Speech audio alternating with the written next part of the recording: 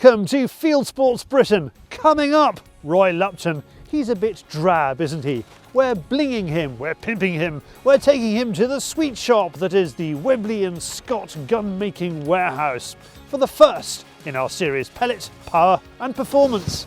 I feel like Harry Potter choosing a wand. Mark Gilchrist has the second part in his series on how to find shooting ground. We've got our regulars, News Stump, Hallo Charlie and Hunting YouTube. First, we bring you what we believe to be a first for YouTube, if not for television. It is Ferret Cam. This film is more secret squirrel than furtive ferret, thanks to years of research carried out in a bunker in, where? North Korea? No, more like Southend. We believe we have the technology to bring you dark secrets of the underworld. We call upon King of the Ferrets, Simon Whitehead, who has been the brains and the money behind all this. Before he reveals all, he's got some proper work to do, checking the drop boxes on a fence line on this particular farm. The drop boxes is an ancient method of trapping rabbits, or tip trap as some people call them. It's a box put in the ground with a trapdoor and a tunnel. And the tunnel goes through the rabbit fence, and so you're giving the rabbit away from getting from A to B and from B back to A. And then you put a counter lever on the trapdoor, so when it goes on the plate it doesn't move and it gets used to going through. And then when we want to harvest the rabbits, we take the counter lever or the weight off the trapdoor, and then every time the rabbit goes on there, it traps down into the nice box in the floor, and then it springs back up. Yeah, we've got a little customer in here. So what you want to do is make sure he's dispatched straight away. Be wary of them. It's always important to check this is working again, and that's ready for tonight. With the drop boxes emptied, we can crack on with the main event, strapping cameras to ferrets and bolting rabbits to shotguns. We've been searching high and low for this, and it is a bit of a landmark in what I've been doing, because as long as I've been portraying and protecting ferreting in the media, I've always wondered what it is like to be a ferret. You know, people have said I smell like a ferret, I've got the ethics of a ferret, I'm even as feral as a ferret. Well, now I'm finally going to have the chance to see what it's like to be a Pakefield ferret. We've commissioned... Come on, Simon, you have a reputation to maintain. Get a grip. We, or Darren, has come up with the answer to all my questions on what happens to a ferret under the ground. Does it fall asleep? Does it go and have a little word with a rabbit? Or is it just going to run about like some people I know, try and look busy, but really not doing a lot? So today we're going to fit one of the ferrets with the unit. I can't say what it is called, it's just called the unit. The one thing he is serious about is not allowing us to film the camera. Sorry about that. It has actually taken a long time to get usable images in what are horrible filming conditions. Firstly, it's pitch black. Then there's the soil, lots of it, which tends to stick to the lens. Then there's the operator, who does like to shake, wobble and roll. Thankfully for us, some rabbits are camera shy and make a dash for it. That's when Simon is waiting for them with, of course, gun cam. Some of them need 2 barrels. Simon maintains the first shot hit the tree. Nevertheless, unlike Elmer Fudd, the shooting times rater always gets his wabbit. He is, however, keen to stress that bolting rabbits to shotguns needs great care. He's seen many a capable gun see red and go fairly feral with the excitement of the bolt. Not only have you got the added distraction of ferrets running up and down all over the ground, you've got long periods of inactivity, and then you've got a quick flurry of action. And rabbit shooting, I've found out over the years, has got the ability to turn the safest of shots into a gibbering wreck and an unsafe shot. So there's a few rules I always have for the few people that are allowed to shoot openly ferrets. Is the person facing the rabbit holes is in charge of the ferrets. He tells anybody where they can and can't go. There's no wireless picture feed to the surface, so we are filming blind until we pop the memory card into the computer. we might as well have the camera to a mole. Did someone say mole? Well, here's a man who is also working to protect this newly seeded pasture, and it's another first for Fieldsports Britain, a real-life mole catcher. You've got to think like a mole to catch a mole, really. As you see, he's built for digging. He's mainly feet. He's very small eyes, he lives underground, but he's got these huge feet for digging and scraping away the earth. He's got a lovely soft skin, which is non-directional, so he can turn around in a really small space. Most of the tunnels are only about the size of the mole, but he's able to turn around in that space without getting all the mud in his fur. So he's really built for the job, and all he does, he digs the tunnels, and they're basically worm traps.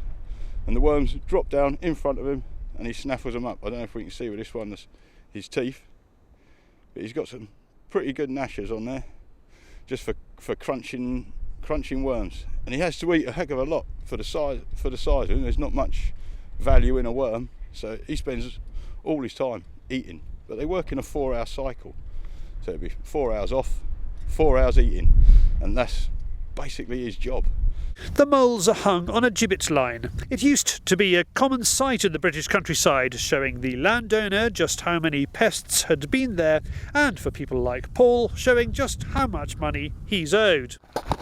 Back to the rabbiting, the ferreting and the filming. We have a ferret-rabbit confrontation. It's not easy to make it out, so let me talk you through it. Ferret sees rabbit. We think he tries to get to the other side of it. There's a struggle.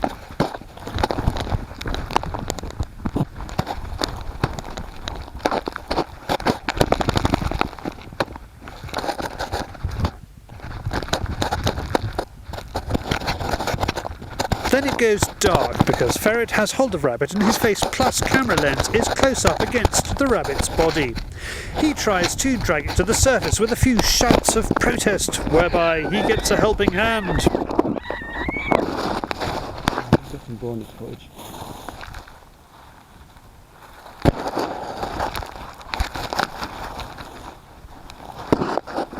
Ferret and rabbit are removed from hole and eventually prized apart, and the miniature cameraman goes back in his box.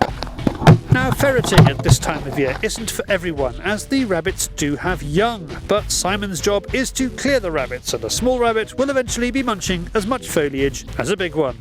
A rabbit's a rabbit.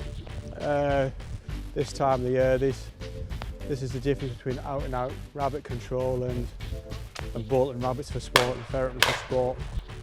They're not going to grow up, so there's going to be a gap in the breeding program in this area, and with everything else what's going on around here, you know, in a matter of time, they'll, you know, the rabbits will be next down to nothing. So yeah. The final ferret filming foray doesn't go to plan, and our cameraman goes first walkabout, then layabout. The ferret finder puts him at 7 feet. Simon does not shy away from a dig. Some even say he enjoys it. You'd have to, especially when the little blighter moves as he breaks through. Eventually all are accounted for, and it is time for a refreshing cuppa. All the animals are back, we've got rabbits in the back. I'm now going to have my cup of tea and go home and have a nice clean up. So until we meet again, bye-bye for now. It's been a fascinating day, but after that last performance we understand that this ferret's career will now be in front of the crowds with Simon at the game fairs and not behind the camera. Now to our very own news ferret, it's David on the Fieldsports channel, News Stump.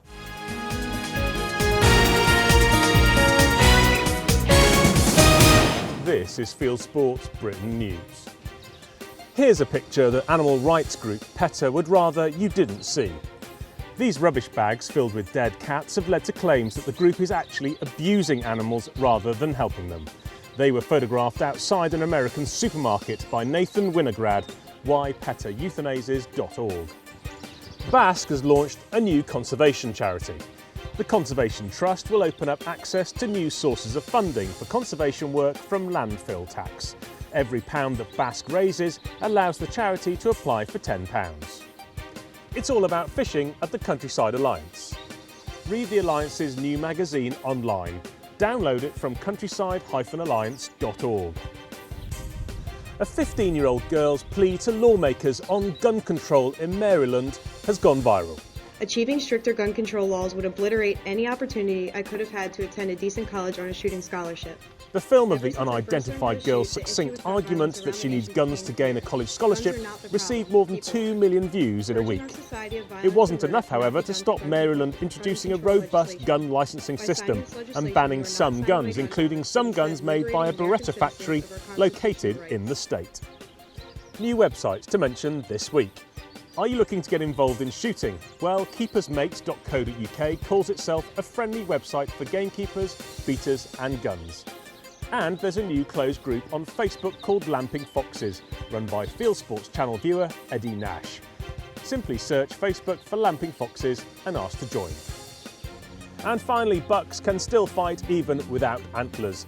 These two animals in Sioux Falls, USA are a YouTube sensation. You are now up to date with Fieldsports Britain News. Stalking stories, fishing for facts.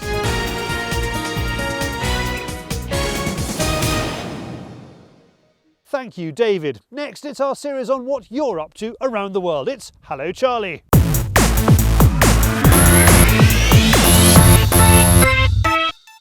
Here's what the world's up to this week. Hello Charlie, my name's Ben.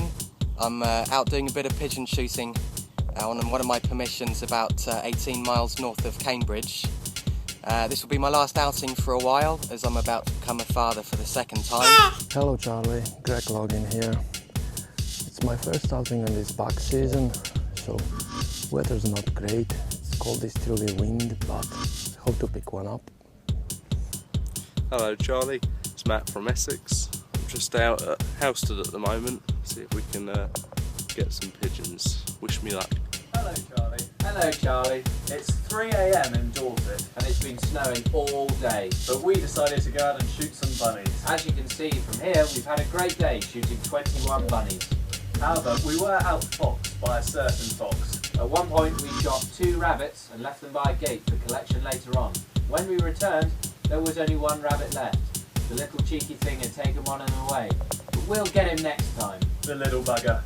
Bye-bye, Charlie. Bye-bye, Charlie. Send us your own Hallo Charlie. Film yourself on your mobile phone, just a sentence saying Hallo Charlie, who you are and what you're up to. Then share it or email it via YouTube, Facebook, Dropbox, or you send it, you name it, to charlie@fieldsportschannel.tv. Now, Mark Gilchrist on how to find shooting ground. Tip number 6, tell him every time you're going. You must inform the farmer, even if they tell you not to, by email, phone or text, every single time you go. It is your firearm certificate, your shotgun certificate that may go missing when the police come out in the middle of the night and say, are you supposed to be here? And then you go, yes. And they say, well, we've rung the farmer and he doesn't know if you're here or not. Do you want to be in that position? Make sure you know where you're going. Make sure you get a map. Going onto the wrong person's land is armed trespass. That's 6 months inside and no more shooting ever again. If anyone stops you in the middle of the night and says, are you supposed to be shooting? I live in that house down the road. Apologise, get their phone number and make sure they find out every single time you go. If you're going somewhere where they've got problems with poaching, make sure you phone the police. Don't phone 999, it's not an emergency. Look up the telephone number of your local police control centre or phone directory inquiries. My next tip is set his expectations low. Don't tell him you're going to shoot all the pigeons and all the deer and all the rabbits. You probably won't, and even if you can, something will go wrong on the night.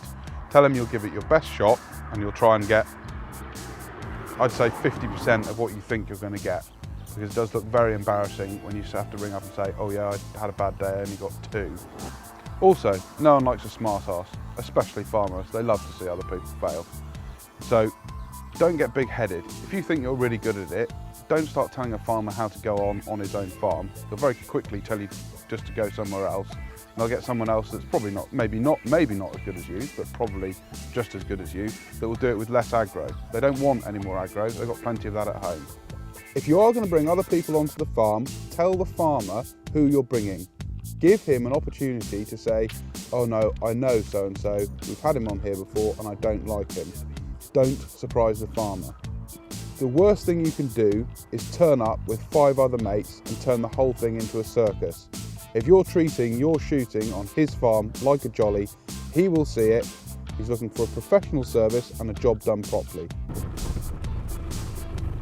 You need to supply the farmer with information, accurate information of where you've been and what you've shot.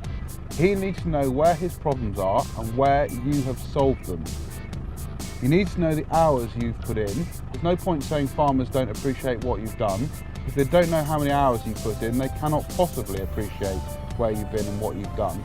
He also needs to see that you're on top of all the jobs.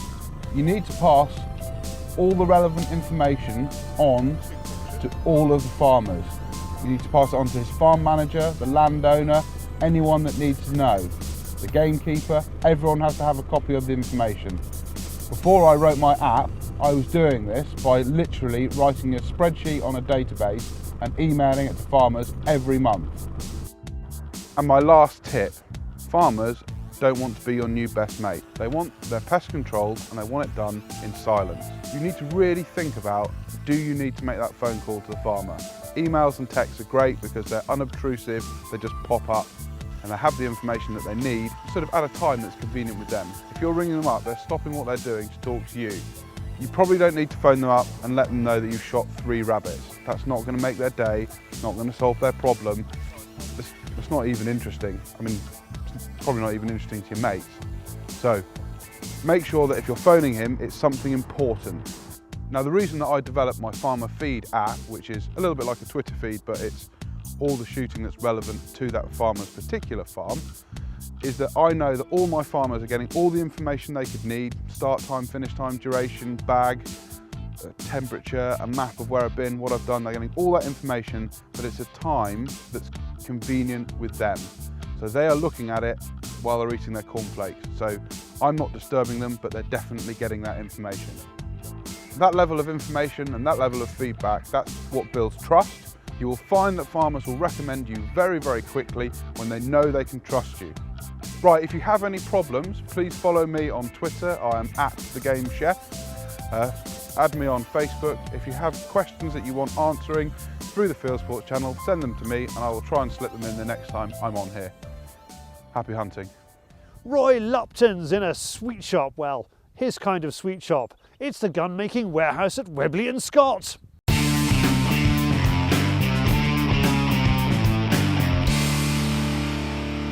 Some of our most popular films have been about air rifles, the way we hunt with them and the fun we can have with them.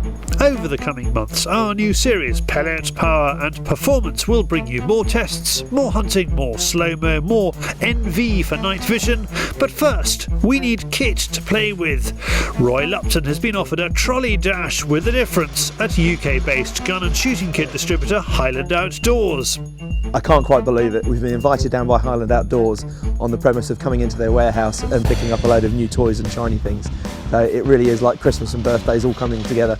I've got to go in there and pick out what we're going to be using on our new series of Pellet Power and Performance, and I really, really can't wait.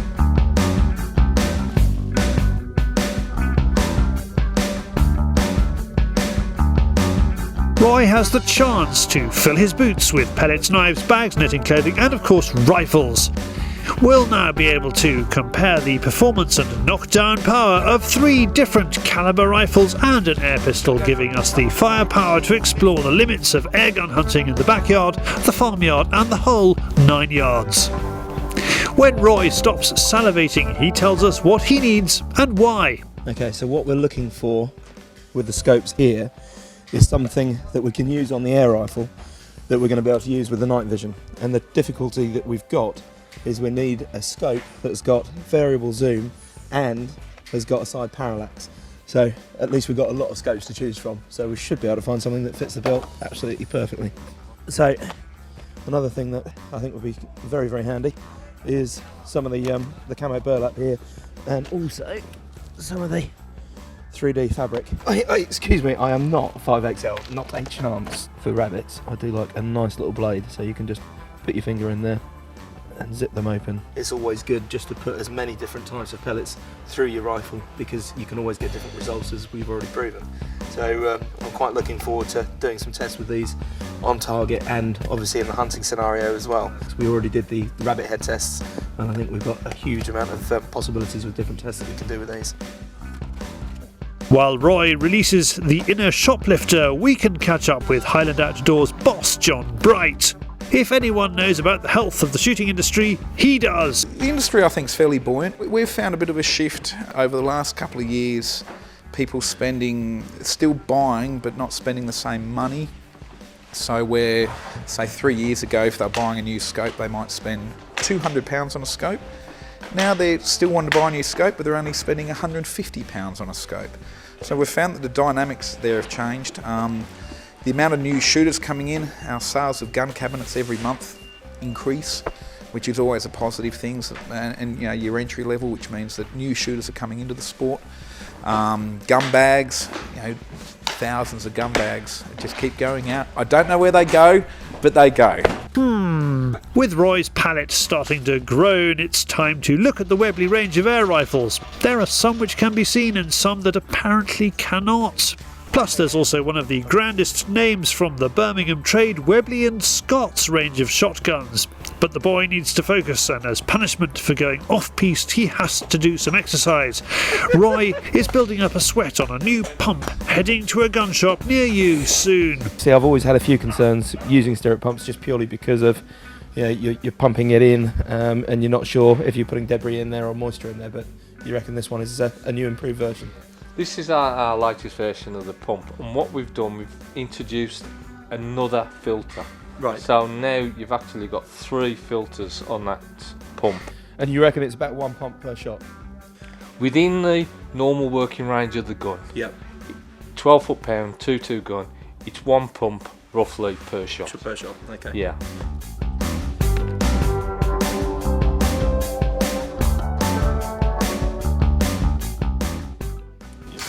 I'm very embarrassed. We'll get out of here quick. This warehouse is a hunter's paradise, and we've been very lucky to rifle through the shelves. So before they change their minds, it's time for us to leave. We've got films to make.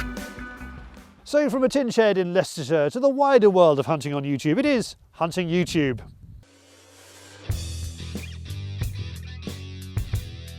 This is Hunting YouTube, which aims to show the best hunting, shooting and fishing videos that YouTube has to offer. The roebuck season is underway, so what better way to whet your appetite than to bring you some of the monster bucks available in Eastern Europe. Serval Hunting Video has uploaded its new film, Best of Roebuck Hunting, about roe in Croatia. How can we mention Croatia without mentioning Tomo Svetic, without whom Fieldsports channel may not have started? His new film is Mouflon Hunt Croatia, showing a hunt from last month with a guest from Alabama, USA. Staying in Eastern Europe, Wild Boar Driven Hunt in East Hungary 2012 shows exactly that. It offers the crunch of hoof on snow, the distant boom of other rifles, but the noisiest thing in the forest is the camera motor zoom. Going into fishing, and here is the story of how 12 anglers battle against all the odds to attain carp fishing success in deepest France. This film is in English by Free Spirit Fishing. Peoria Carp Hunters 2 is a slightly different take on the carp fishing theme, with these Americans going at the carp with bows and arrows.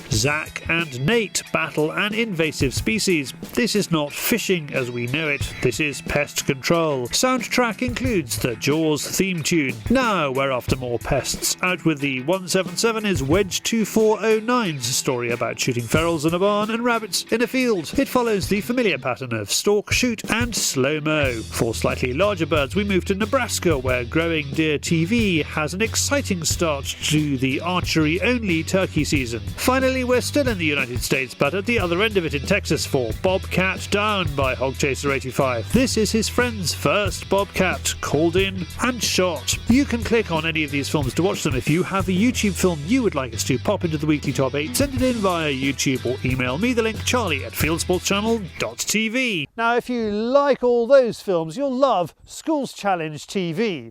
This week, it's the University and College Clay Shooting Cup, the University Challenge 2013. Forget Jeremy Paxman and all that intellectual bobbins. This is the prize that matters. That's not all. This week's Schools Challenge TV also has news, a feature with doyens of the shooting competition world, Ian Coley, MBE and Doug Florent, and a lesson on how to improve your shooting. Click on the link on the screen to watch it. Well, we are back next week, and if you're watching this on YouTube, don't hesitate to hit the subscribe button that's somewhere around the outside of the screen there, or go to our webpage, fieldsportschannel.tv, where you can click to like us on Facebook or follow us on Twitter, or scroll down to the bottom of the page, pop your email address into the constant contact form, and we will constantly contact you about our programme, which is at 7 PM UK time every Wednesday. This has been Fieldsports Britain.